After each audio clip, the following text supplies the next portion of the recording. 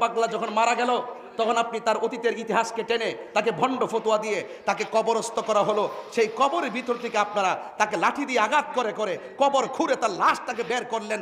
বের করার পরে তার লাশকে নিয়ে উল্লাস করেন, আল্লাহু আকবার, নারায়ে তাকবীর, আল্লাহু আকবার স্লোগান দিয়ে দিয়ে আপনারা সেই লাশটার মধ্যে আগুন ধরিয়ে পুড়িয়ে দিয়েছেন। আমার তো মনে হয় না এখানে যারা আছেন 60 বছরের মানুষ আছে, 70 বছরের মানুষ আছে, স্বাধীনতার আগে পরের মানুষ আছে, আপনাদের জীবনে কোনোদিন দেখেছেন কোন কবর থেকে লাশ তুললা, মুসলমানের লাশ তুললা আগুন দা পুরাইছে? এমন ইতিহাস কি বাংলাদেশে হইছে?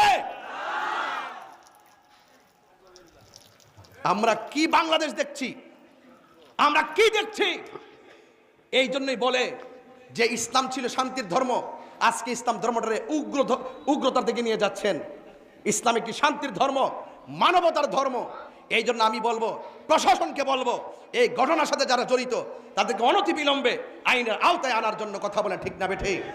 আমি যদি নেশা করি, আমি যদি জেনা করি, আমি যদি ব্যভিচার করি, আমি যদি কুফরি করি, আমি যদি মুশরিক হয়, তাহলে আপনার উচিত কি? আমার নামে আপনি ধর্ম অবমাননার মামলা করা। কেউ যদি নবীর বিরুদ্ধে কথা বলে আপনার উচিত কি? তার বিরুদ্ধে ধর্ম অবমাননার মামলা করা, নাকি আপনি তাকে ধরে মেরে ফেলবেন? একটি বর্বর ইতিহাস রচিত হয়েছে আজকে, আমি দেখেছি।